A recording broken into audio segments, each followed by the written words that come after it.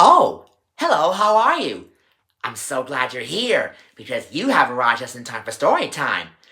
And the story you're about to see is about a time when Thomas and Percy had a quarrel. And by quarrel, it means they have a disagreement on something.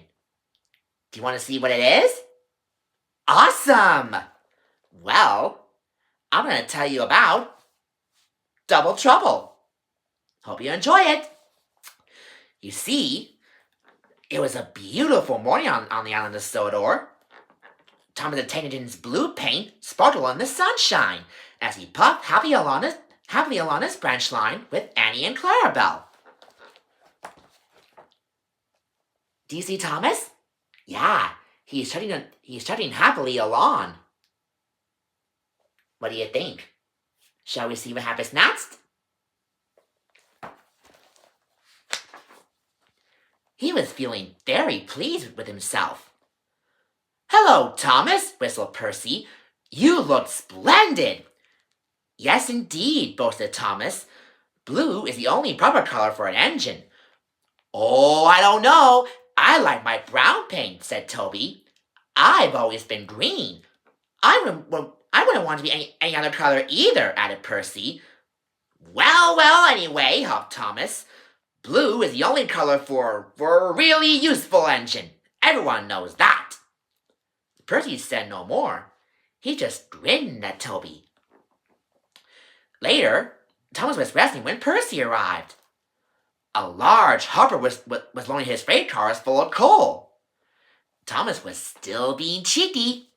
"Careful," he warned. "Watch out with those silly cars." Go on, muttered the cars. "And by the way," went on Thomas, "those puppers will let their estate to me." The last load poured down.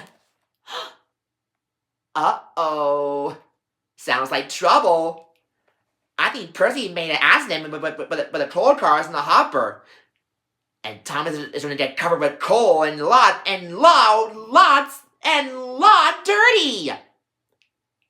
Let's see what happens next, shall we? "Help! Help!" cried Thomas. "Get me out!" Percy was worried, but he couldn't help laughing. Thomas's smart blue paint was covered in coal dust from smoke box to bunker. Chuckled Percy. "You don't look really useful now, Thomas. You look really disgraceful." "I'm not disgraceful," choked Thomas. "You did that on purpose. Get me out." It took so long to clean Thomas that he wasn't in time for his next train. Well, Toby had to take Annie and Clarabelle. "Poor Thomas," whispered to Annie and to Clarabelle. They were most upset. Thomas was grumpy in the shed that night. And Toby thought it a great joke, but Percy was cross with Thomas for thinking he had made his paint dirty on purpose. "Fancy a really useful blue engine like Thomas becoming a disgrace to the Topham Hatt's Railway." I think Percy is saying things that he doesn't mean about Thomas. That's how it usually happens for friends when they usually don't agree on something sometimes. What do you think? Do you think they'll make out their quarrel? Let's see. Next day, Thomas was feeling more cheerful as he watched Percy bring his cars from the junction. The cars were heavy and Percy was tired. "Have a drink," said his driver. "Then you'll feel better." The water cone stood at the end of the siding with the unsafe buffers. Suddenly, Percy found they couldn't stop. The buffers didn't stop him either. "Oh!" wailed Percy. "Help!" The buffers were broken, and Percy was wheel deep in coal. It was time for Thomas to leave. He has seen everything. Now Percy has learned his lesson too, he chuckled to himself. That night, the two engines made out their quarrel. "I didn't cause your accident on purpose, Thomas," whispered Percy. You do know that, don't you? Of course, replied Thomas, and I'm sorry I teased you. Your green paint looks splendid again, too. In future, we'll both be more careful with coal. And the moral of the story is, little problems can grow into big problems when you start saying things that you don't mean about your friends. And that's the end of the story. Whew! I'm glad the quarrel is over, because, you know something?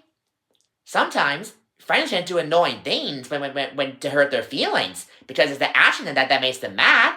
But a good person is still a good person no matter what they do. And the story is really about friendship, because sometimes friends can do annoying things to hurt their feelings. Well, thank you so much for coming for story time today. And please make sure you subscribe to my channel for more story time. And come again next time when we do some more story time adventures with me, Uncle Jason. Oh, and by the way, one more thing about friendship though is never, ever, ever make a mountain out of a molehill, because it'll escalate to a bigger problem and it'll make things worse. If you know what I mean about friends, of course.